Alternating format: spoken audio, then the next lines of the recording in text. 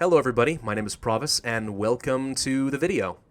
For whatever kind of a video this is going to be. I don't know yet. You can probably already tell from the first few seconds this is not going to be my typical vlog video. In the past I've done vlogs where I talk about my upcoming schedule and some of the exciting milestones we've crossed for the channel, and I answer questions and stuff like that. It's usually kind of quick, it's a little bit scripted, just because I'm trying to keep my thoughts nice and concise and entertaining, and kind of move on. That's not what this video is going to be. There have been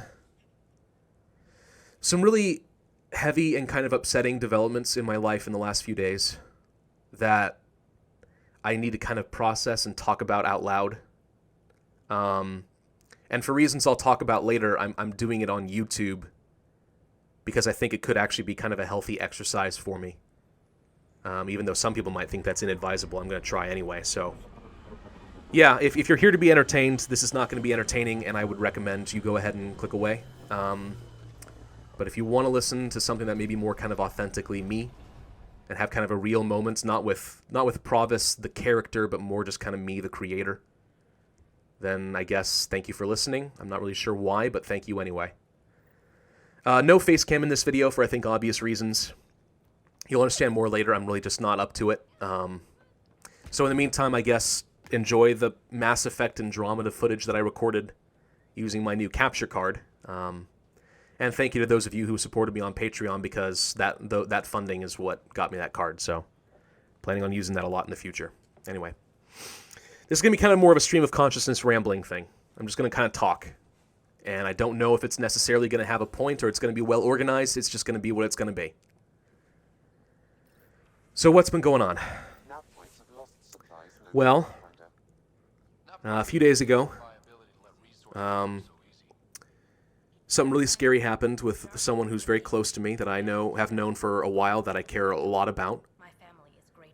This person in question, and I'll try to be vague for their privacy, but this person in question has been struggling a lot with kind of depression and anxiety and just sort of bad feelings in general, and has been taking some medicine for that. And in the past few days, this person had a very adverse reaction to those meds. It kind of had the opposite desired effect. It created some very severe mood swings that made this person very unsafe psychologically.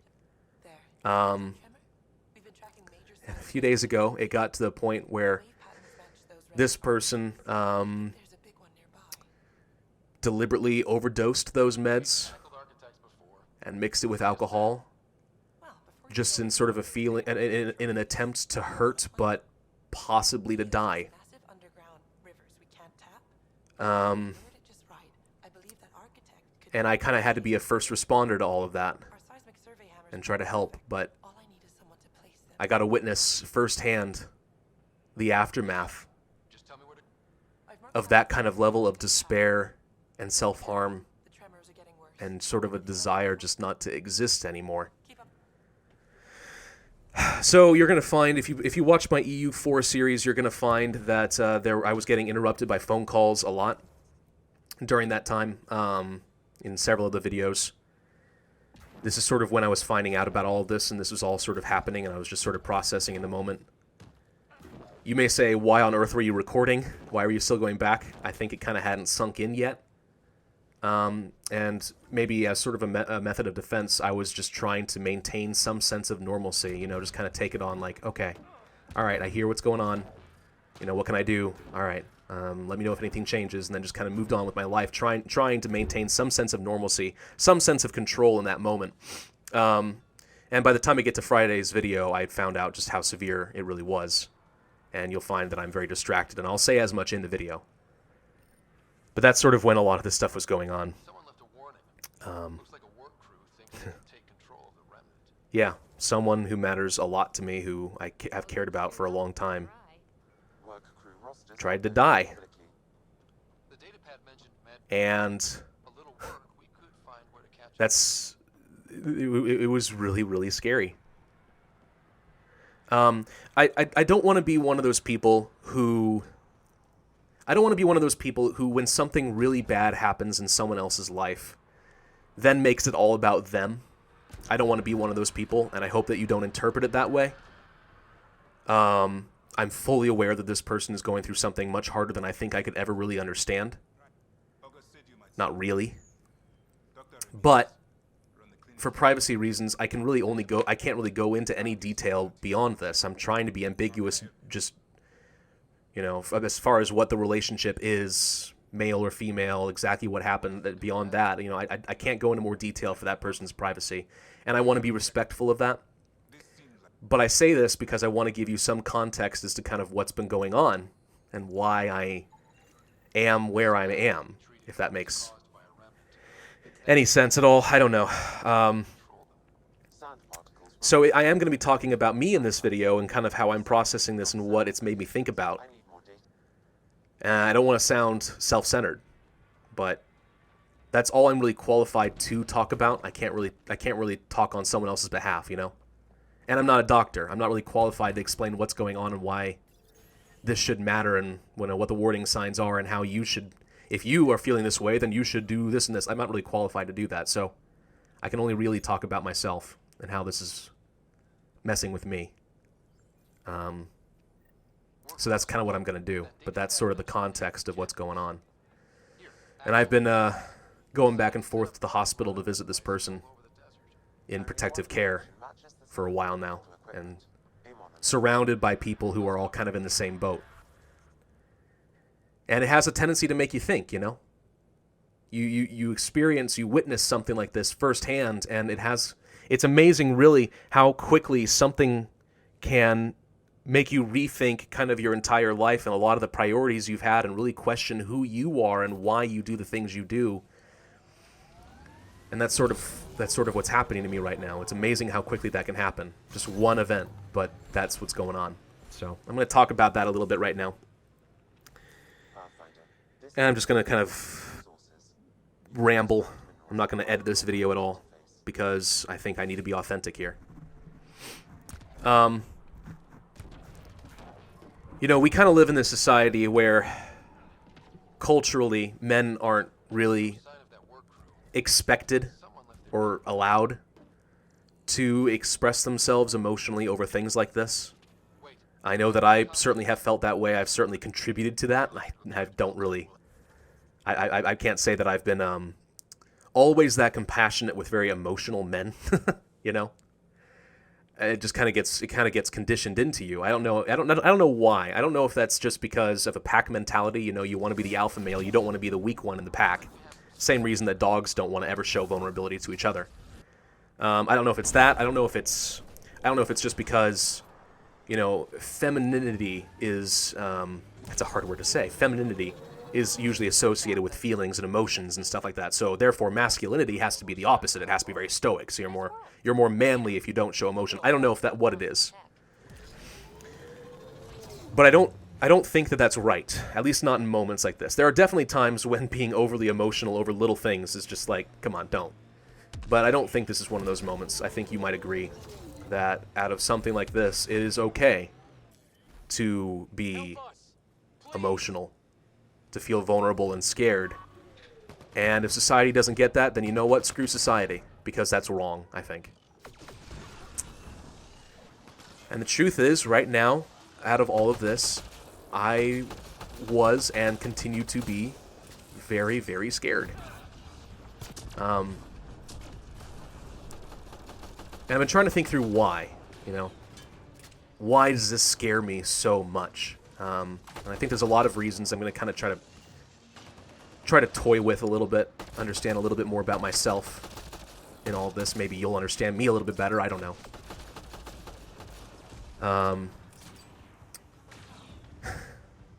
Sorry.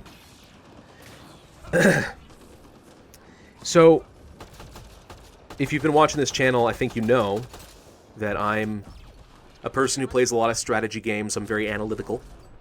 I like being rational, level-headed.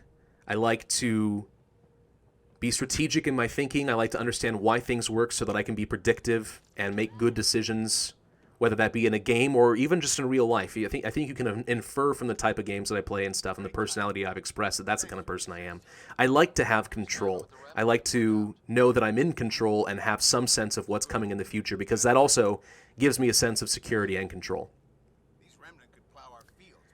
And I think one of the reasons that this whole thing scares me and upsets me as much as it does is because I'm so now acutely aware of how much of an illusion control really is.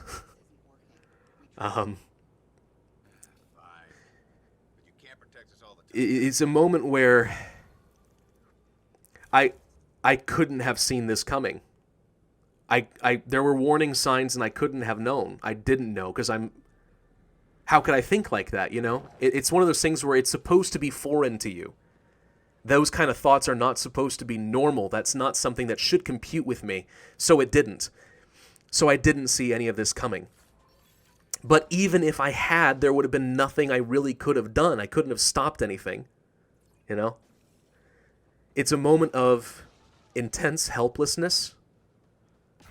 Just sort of knowing that I can't do anything. There's a person I know who I care about who's in pain, and there's nothing I can do. And that kind of shakes me to the core, because that's the exact opposite of everything I've tried to be. I've always tried to be incredibly self-sufficient and strong and be in control of everything around me, very self-determined, very deliberative and strategic, and it's all for nothing. In a flash, in a moment, it's all gone. You realize you were never really in control. You never could have predicted everything. There's so many limitations to what you can do, and that kind of gets front and center, and it upset me in a lot of ways. And maybe you understand that. Maybe you're like me in that sense, or maybe you're not. I don't know. But regardless, it's upsetting. And on the other hand, you know, it's upsetting because you are trying to empathize with this person who means a lot to you, and this person's has to be in such a tremendous position of despair and hopelessness. And you feel bad, you ache for them in that moment, you know?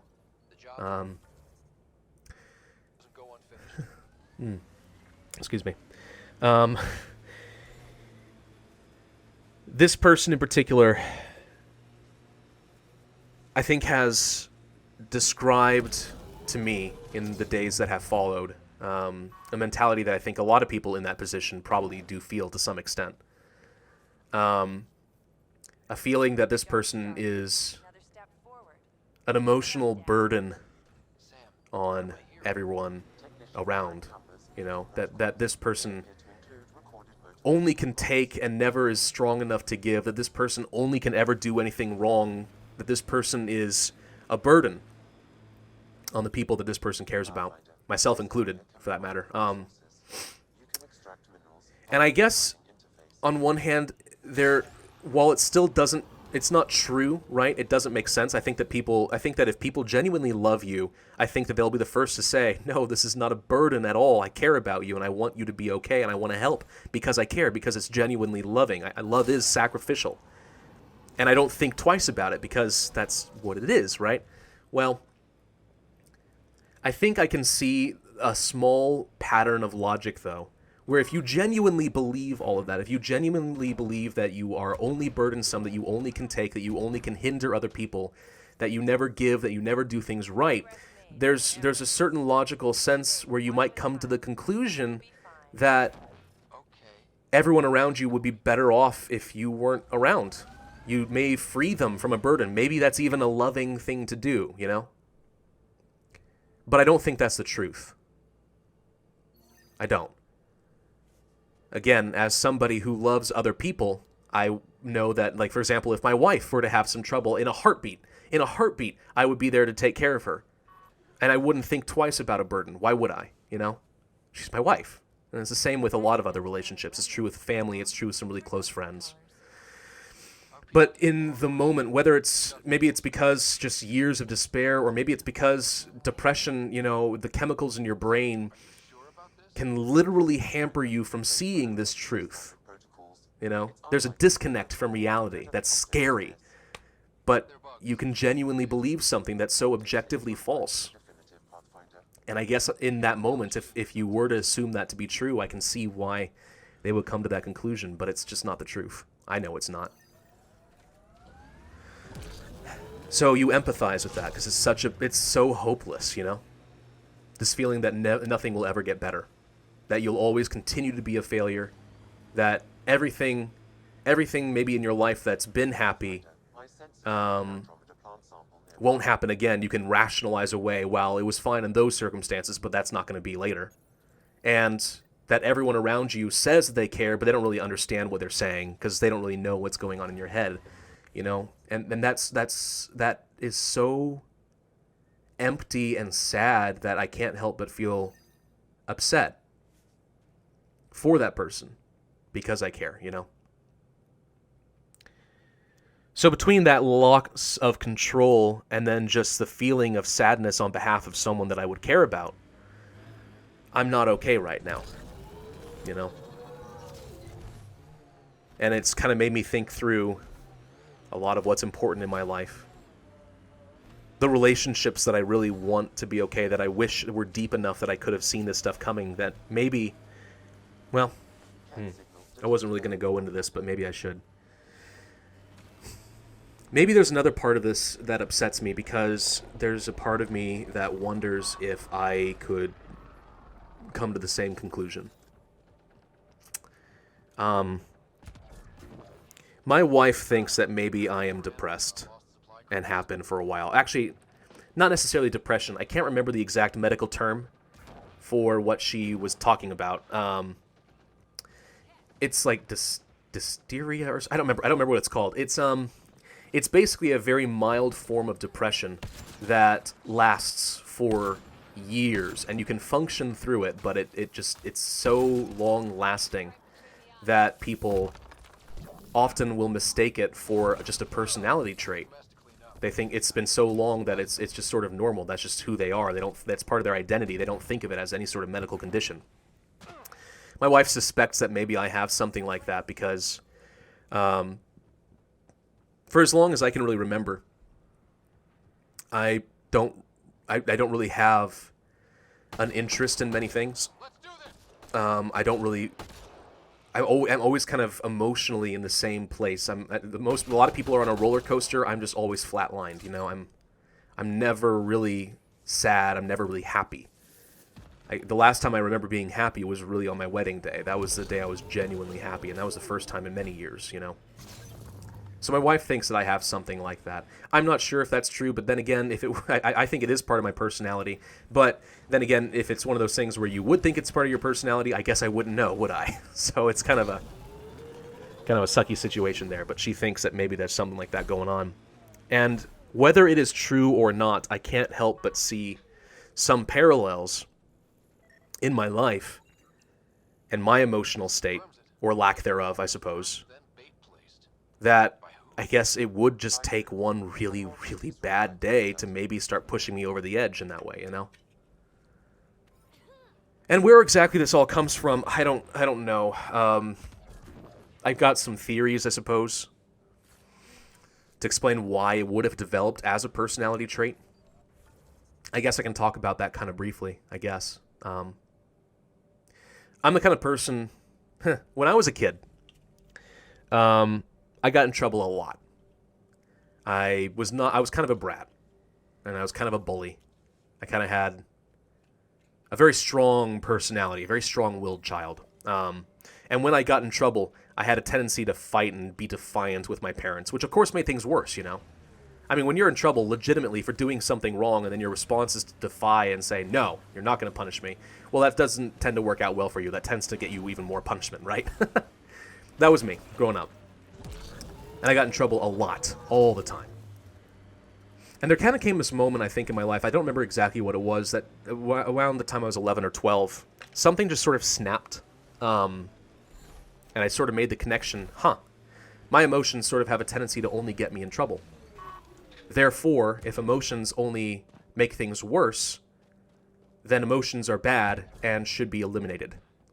At least especially anger, you know. So there just kind of came this moment where I just sort of suppressed everything. I just sort of stopped feeling. I stopped getting angry. I stopped getting in trouble. I mean, it's hard to say that it didn't work. It worked. I suddenly stopped getting in trouble all the time. I started excelling at a lot of different things. I just suppressed all the bad emotions and the good emotions along with it, because that was the only way to be sure that it would work, you know? So there's certainly that aspect, I think, to me, as to why I usually function really well through a crisis, because I know how to suppress my emotions, because that's the self-defense mechanism that I learned. At least that's what my therapist believes. And yes, I see a therapist. I do think that it's worth exploring mental health stuff. I don't think there should be a stigma around that. I want to be healthy. I want to be a good functioning person. And I want to be good for my wife, so I feel like I have to do things like that. So that's sort of why I do that. But that's certainly one aspect. There's more to it than just that, though. Because I've reached a point in my life where I'm incredibly dispassionate. Even right now, I'm trying to let myself be emotionally vulnerable, but my self-defense mechanisms are telling me not to try and be dispassionate and explain things very matter-of-factly. And the reason I learned that is because when I was growing up, and I was in my early years of high school, I can't go into a ton of detail about this, but there came a time in my life from one event where myself and my family were completely, utterly shunned by everyone we had known and cared about. It wasn't my fault. In fact, it wasn't even really my family's fault for the most part. It was a situation where some people, mean-spirited people, were gossiping and creating lies that all kind of came to a head at once and created this sort of schism. And in a moment of intense pain and betrayal, every single person that I had called a friend turned their back on me and my family, and I was left completely alone. And the solution to that ultimately was to leave. And that's why I'm in Virginia now. I grew up in Arizona, but we left Arizona because of that, and now I'm in Virginia. And I'm sure some people are curious about all the circumstances, and I'm not going to go into that for the sake of my family and all that.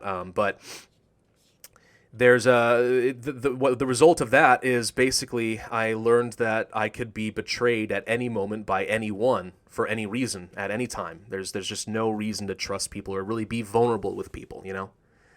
So I learned to completely emotionally detach from everyone around me and be dispassionate, you know? There's a reason I flatline. I don't feel joy because I can't empathize with other people and enjoy relationship. And I can't really feel sadness most of the time because I learned to suppress all the bad emotions too. So, I don't know. There's that. I think that's the reason that I am the way I am. I don't think that it's healthy. Don't get me wrong. I don't. But I think that it's part of why I am what I am. I'm trying to change that. And maybe that's part of why I'm doing this on YouTube, is because in a way, this is almost sort of an exercise of a willingness to sort of be vulnerable and expressive in a moment that I think deserves emotion and expression, if that makes any sense. It's been changing a lot for me lately because because of my wife, God bless her. One of the things you'll learn if you're not married yet, if you're married now, you'll understand, but if you're not married yet, you will understand. Someday, maybe. When you live with a person like this, and you share your life on such an intimate level, on such a daily basis, to the point where you basically become almost like the same person, you know? There's a reason in a lot of major religions and stuff, you talk about a man and a woman becoming one kind of a thing, you know? They become like, I think the Bible talks about like becoming one flesh or something like that. You know, there's a reason for that because there's such an intimacy, and you can't help but share every single aspect of your life. And no matter how much I would like to perhaps suppress my emotions and not expose any vulnerabilities with my wife, I don't have a choice. I have to. It's part of the deal, part of the package deal, and my wife in a lot of ways has been helping me to grow out of that, to realize that I've honestly kind of been missing out on a lot of relationship in my life because of my self-defense, because I sort of assumed I could never really be liked because there's so much wrong with me. So I would be dispassionate. I wouldn't try to get anyone to like me. I would just try to be right all the time. I would just be the best that I could be, and by God, you were going to respect me. But that's a lonely path. and it's resulted in me not having a lot of relationships. I'm very antisocial. I'm a very introverted person. I don't know if that stuff shows up in my videos or not, but I'm a very introverted person who's told myself for years that because I'm just, I don't know, because of the way that I am, people can't really like me. I don't expect anyone to ever like me, so I don't need you to like me. I will function just fine without you, right? But I think that through my wife, I'm learning that there's a part of me that really craves that. That I'm only just really recently becoming aware of how much that affects me and how much it impacts me, if that makes any sense. And actually, believe it or not, in some terms, it's also because of YouTube in a lot of ways, and I'm becoming more aware of that. Like, I have no delusions about the fact that, you know, if you who are listening and me right now who is talking, you know, we don't really have a relationship per se. I mean, if we did, I mean, you don't really know me, and I certainly don't really know you. It's hard to do that. It's a relationship here that's built entirely around me being an entertainer, and you sort of get little glimpses of me and my personality, and you just have fun and laugh, but you don't really know me, right? I play a character. That's the point. So I have no delusions about that, and that just because I have a YouTube channel doesn't mean that I have really that many friends, you know? I get that. But at the same time, I'm kind of realizing how much the affirmation of coming up with content that's good, that people like, maybe I do have something to offer, you know? I mean, maybe it's not very personal. Maybe there's several degrees of separation, but maybe I can be at least somewhat likable, you know? Baby steps, I guess. Baby steps. It's sort of awakening me to a community where I can actually feel valued in some way. I know that sounds silly, right? It's just YouTube. I get it. I get it. But it still means a lot to me. So between that and my wife, I'm kind of realizing that there's a lot about me that I want to change. Because I don't want to end up like that person. I don't want to feel like I'm stuck, I'm stagnant, I can't do anything right, that nothing will ever really get better, that life isn't worth it, you know? I don't want to ever get to that point. You know, through this moment, I think I'm kind of having a wake-up call that I need to change some stuff about me. I don't know. And that scares me. That scares me a lot because I don't know what that's going to look like. I've lived this way for so long in my life that that's the only thing I've really known, you know? But it needs to change. I can't stay this way. I need to be willing to be in touch with my emotions when it's warranted. I don't mean I need to become an emotional person. I just need to be willing to acknowledge and confront and process genuine emotion when it comes, when it's appropriate. I need to be willing to express that to people who are close to me. The people that I trust that want to love on me, you know, that I'm not being a burden on them. I need to let them love me and be willing to sacrifice that because that's genuine. The same way that I would for this other person, you know? I don't know. There's a lot about me that I want to change. And I can't go into all of it in this video because this video is already almost half an hour long. It'll take too long. I can't possibly go over an entire life of experience, but I know that there are things that I need to change because I need to be able to talk to people. I need to be able to be authentic here. Because that's the only way I think that things will actually get better for me, because I don't think that the way I've been living is actually normal. And I shouldn't normalize it, you know? Anyway, this video is going on too long. I guess if there is any point to this video, if you're the sort of person who is in a similar sort of boat, who feels like you never really experience happiness, or maybe you feel depressed, that there's never really any point, that you're just kind of empty, and maybe you're even having some bad thoughts, I would highly encourage you talk to people. Not to me. I'm not asking for sympathy comments from me, and I'm not asking for people who are going with that to talk about it in the comment section. Because at the end of the day, I don't really have the same kind of relationship, not the one that I can actually be productive for you, or for me, really. I'm not really looking for any comments sympathizing with me in this video, because honestly, I'm not even sure I'm going to read the comments, because there's a part of me that doesn't want to see how that works. You know, I don't want to deal with that. But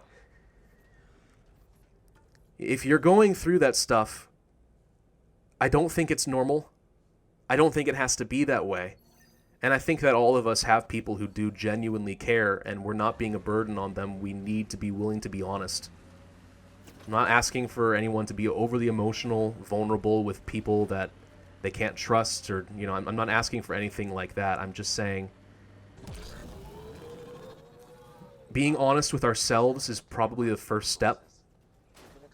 And then we need to be able to be honest with some people who are close to us that we trust, so that we can better ourselves, I guess.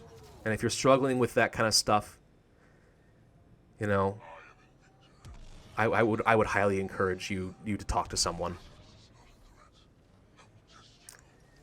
I don't really think there's anything else for me to say at this point, so I think I'm just going to stop it here. Thank you all for listening, I guess, as I kind of just talk this all out. It does kind of help, even though I know there's some sort of dispassionate disconnect between us. I do think it helps to just sort of talk out loud like that. So thank you all for listening. I do appreciate it, for those of you who stuck around. I'm going to go back to my normal life as much as I can, and be entertaining, and kind of move forward. But, you know, in a moment of darkness, this is me. And it's okay. It is okay that I'm in this place right now. I'll be okay. I'm not okay, but that's okay. Does that make sense? Yeah. Anyway, thank you. I'll talk to you all later. Hope to see you guys in my future videos and stuff. Bye.